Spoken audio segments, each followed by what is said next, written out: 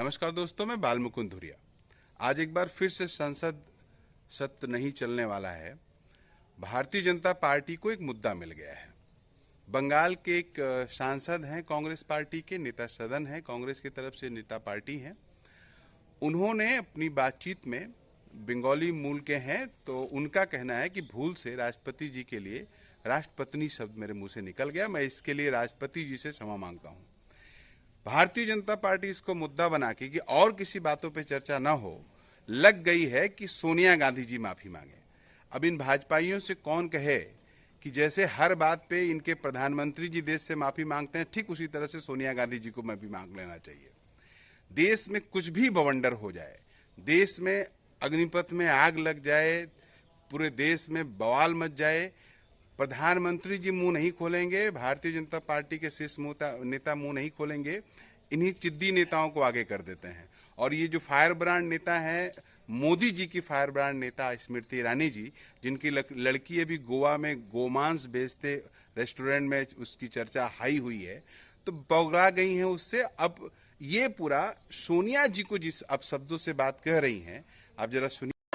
आज इस सदन में कांग्रेस के एक ऐसा नेता विराजमान है जिन्होंने राष्ट्र के सर्वोच्च संवैधानिक पद पर विराजित द्रौपदी मुर्मू जी का सदन के नेता होने के नाते सड़क पर जाकर अपमान किया।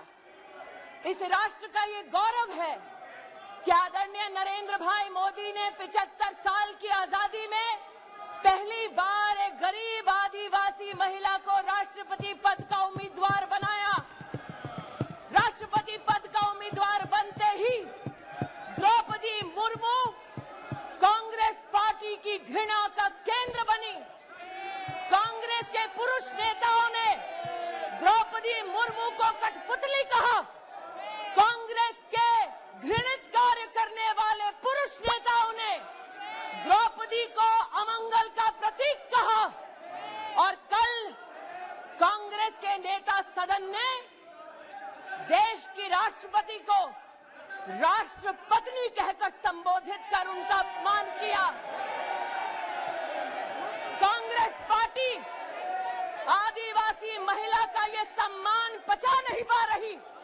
कांग्रेस पार्टी गरीब परिवार की बेटी देश की राष्ट्रपति बने, इसको पचा नहीं पा रही। कांग्रेस पार्टी के उस नेता को अपने उस कृत्य पर एक पत्रकार ने टोकते हुए कहा कि आप देश की महामहिम राष्ट्रपति का अपमान कर रहे हैं। लेकिन तब भी अधीर रंजन चौधरी ने द्रौपदी मुर्मू जी का अपमान वापस नहीं लिया।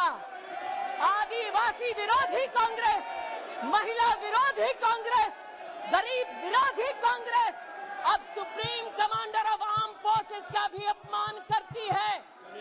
मैं आज इस सदन में कांग्रेस की मुखिया विराजमान है, उनसे पूछना चाहती हूँ, you sanction the humiliation of Draupadi Murmu, you sanctioned the humiliation of the tribal legacy of this country. Sonia ji sanctioned the humiliation of a woman in the highest constitutional post.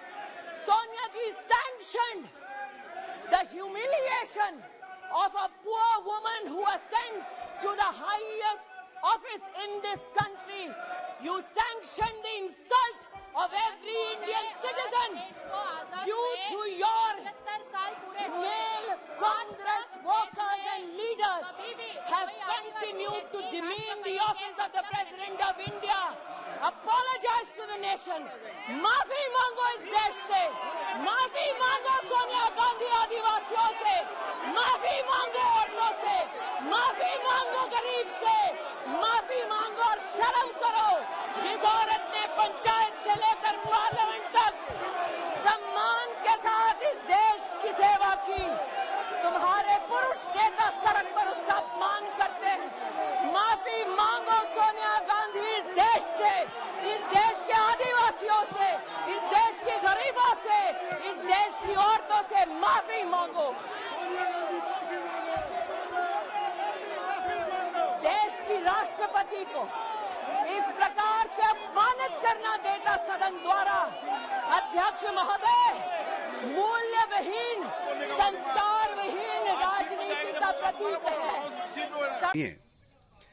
इस तरह से कांग्रेस पार्टी के नेशनल प्रेसिडेंट को महिला होने के नाते क्या इनको अधिकार है कि इस तरह से ये कह देंगी, और जिनका कोई इस मामले से लेना देना नहीं है।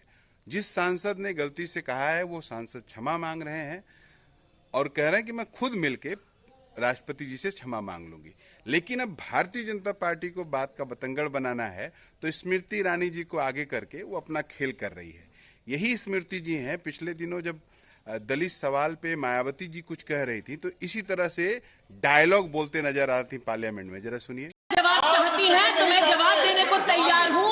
आपकी जो मांगे आप रखना, मैं सुबह से सुन रही हूँ। मैं आपसे कहती हूँ, अगर मेरे जवाब से आप संतुष्ट न हो, आज इस सभा में कहती हूँ मायावती जी, मैं आज बसपा के एक एक कार्यकर्ता और आपके नेताओं से कहती हूँ, सरकलम करके आपके चरणों में छोड़ देंगे अगर मेरे जवाब से आप असंतुष्ट हो। नहीं तो मैं सुन लीजिए आप मेरा जवाब। मैं केवल एक मिनट आप रुको। मैं केवल सरकार से इतना चाहती हूँ कि जो न्यायिक जांच कमेटी के आदेश कर दिए गए हैं कि उसमें दलित को रखना है नहीं रखना, आपको तकलीफ क्या हो रही है? में दलित थे जिनके निर्णय को आप स्वीकार नहीं करते। क्यों? आप ये कहना चाहती हैं मायावती जी कि जांच कमेटी जो यूनिवर्सिटी की बनी थी उसमें एक दलित प्रोफेसर को कोऑप्ट किया गया था, जो चीफ वार्डन था वो खुद दलित है। आप मुझे ये कहना चाहती हैं that a citizen who is a Dalit is only a just Dalit if Maya। ये इनका तरीका है बोलने का। ये बड़बड़ा के, जोर से बोल के, चिल्ला के अपने और लोगों को आकृष्ट करती हैं। इनका कारनामा अभी गोवा में आपने देखा, उससे भी भंडाई हुई हैं और कांग्रेस और पूरी पार्टी के खिलाफ भारतीय जनता पार्टी इनका किस तरह से उपयोग कर रही है ये भी आप देखिए। और जो पार्लियामेंट का लाखों रुपया खर्चा होगा, जो जब कांग्रेस या विपक्षी दल कुछ कहते हैं तो भाजपा जो सीखे बघाड़ती है उस पर आज चुप है। नरेंद्र मोदी जी और भाजपा का ये नया शगल है। इसको देखिए कि कैसे मुद्दों को डाइल्यूट करके फर्जी के सवालों पे 5-5 दिन सदन को डिस्टर्ब किया जाना, ये भाजपा का नया ट्रेंड है। इसको समझिए। और स्मृति ईरानी जी को वेपन की तरह भाजपा जो उपयोग कर रही है, अच्छी हथियार की तरह इनको उपयोग कर रही है। पिछले दिनों आपने देखा होगा कि महंगाई पे कैसे नाची कूदी थी। पिछले दिनों आपने देखा कि जब रुपए का मूल्य गिर रहा था तो कैसे डायलॉग बोल रही थी।